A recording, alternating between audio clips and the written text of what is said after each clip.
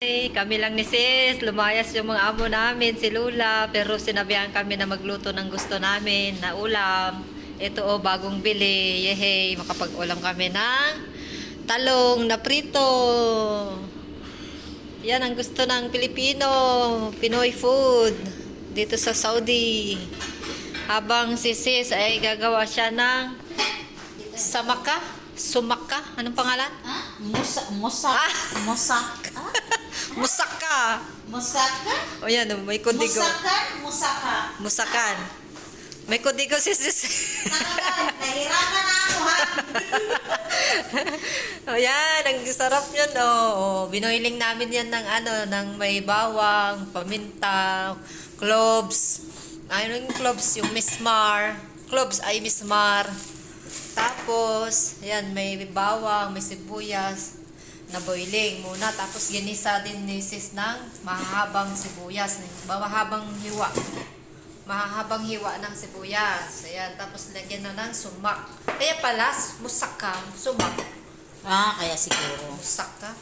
Musaka? Musakan. Ano ba? Musaka. Ayan, musaka. Ano ba yung pangalan? Musaka. Tapos yan ay baktones. Gagawin daw ito sa Ramadan. Kaya itatry na naman daw para ito daw na i-stock namin sa freezer. Para kung kakain sila. Ano ihalo na yan, Sisi? Ihalo na yan dyan? Kakain sila. Oo, sige, ihalo mo na.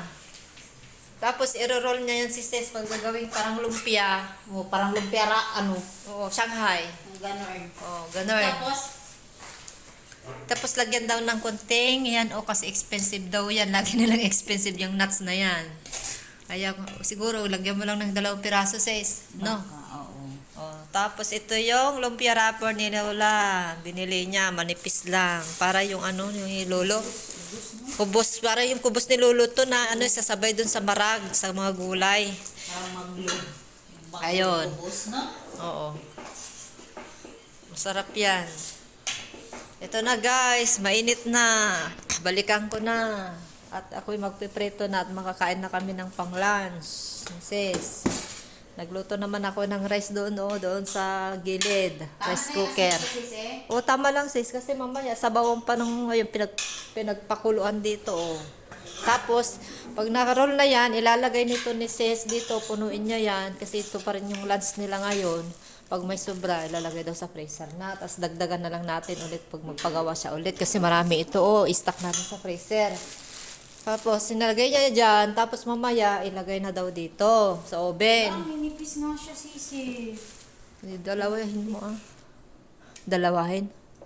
O isa lang? Tapos, nailagay niya na dyan. Sabawan daw yung pinagpa-boilingan ko ng na may sabaw ng chicken. Kaso masarap yun kasi may mga asin na, may mga ricado na nandito. Yung niluluto ko mainit na. Wait lang. Magprito na tayo guys. Ng mga ulam namin. Tara, sabayan nyo kami kakain ng talong na prito. Fresh pa yung talong kasi bagong bili. Kasi nga naglinis kami, kaya yun. Naawa si Lola. Ano daw gusto naming lutuin? Magluto, ayaw na namin ng yung mga chicken wings. Chicken wings, lilipad na daw kami. Ganyan daw ang paggawa, sis. Mga guys, no sis? Ganito lang. Bakit wala kang pang Ano ba? yung arena? Ay, harina ba? Kailangan pa ba ng harina to? Wala, para didikit sis. Ayun na rin. 'Di ba? Baka mamaya babuka ka. Magbuka. Para Ayan. siyang ano tawag dun? Lumpia, Shanghai. Di ba sa atin, hindi naman ano bang may kailangan pinakandito sa atin? Arena din. Harina din ba?